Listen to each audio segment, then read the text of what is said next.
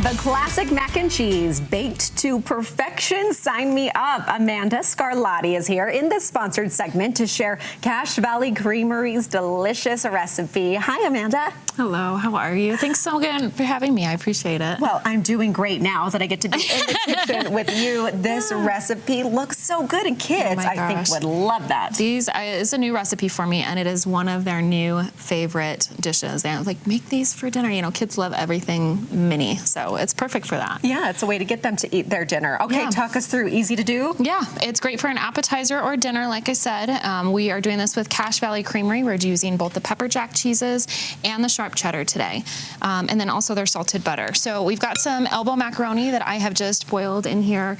Do it about 2 minutes less than the package directions. Since we're going to be baking these again, that will help to make sure they don't become mushy.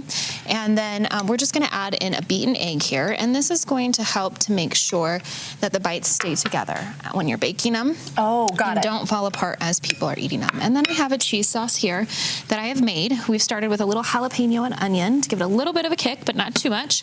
And then finish it off with some pepper jack and sharp cheddar here.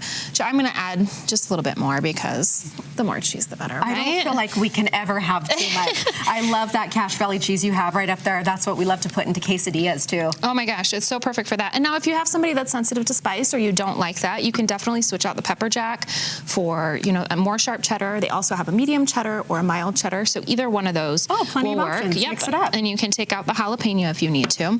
So then we're going to add this cheese sauce to the noodles here, and then just stir it up to combine everything together.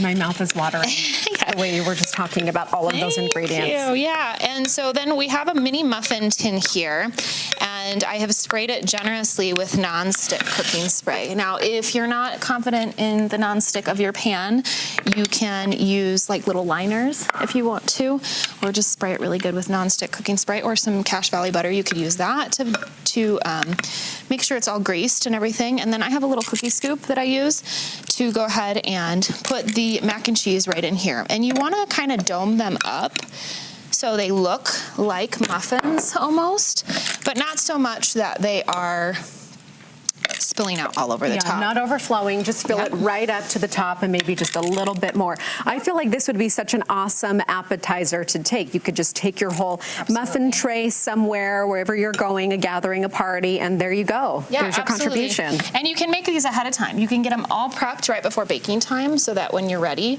pop them in the oven and then they're ready to go. Okay, so once that is all full, what's the next step? So I'm gonna have you actually, while I'm doing this, put together the breadcrumb topping. So okay, talk me through. Some panko breadcrumbs there, which are really light, crispy breadcrumb, which works well for this. And if you can go ahead and add in the melted butter there. Okay.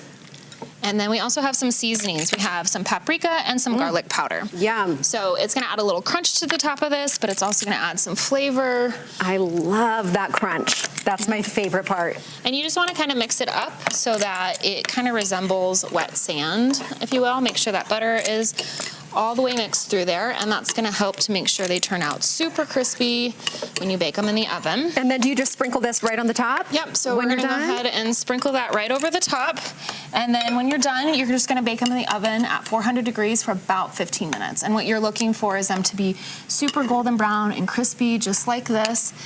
They're really great to put out for an appetizer if you have a Halloween party coming up, or if you have fall parties, football food. These are great appetizers for that. Or like I said, even like a nice Friday night dinner, easy dinner for the kids. Perfect. So. Easy dinner for the kids or for me. I have to try one. Yeah. And while I'm trying it, I want you to talk about the showdown that's coming up. Yep. We have the Cache Valley Creamery Showdown that is coming up on November 2nd. And this is an Iron Chef style cheese competition. We have 4 chefs that are going to be there, and they are going to be doing a cheesy holiday appetizer. So I'm super excited about it. Okay, that sounds like a lot of fun. How do we get involved? So we're going to post a link for that. The tickets are $35. You can go ahead and purchase that. And in addition to coming to the event, you get to try all of the chef's amazing food. You're going to get a little cheese board. They have appetizers, so it's going to be a really fun event. Well, the most fun. We'll put it on the calendar, and we will link to everything on our website as well, CacheValleyCreamery.com. And this is so good. Oh, thank you so much. Oh, I love the flavors. Okay, I'm going in for my second bite. I'm going to finish it and go on to the next. All right, thank you. Thank you to Cache Valley Creamery for the sponsored recipe. Ladies.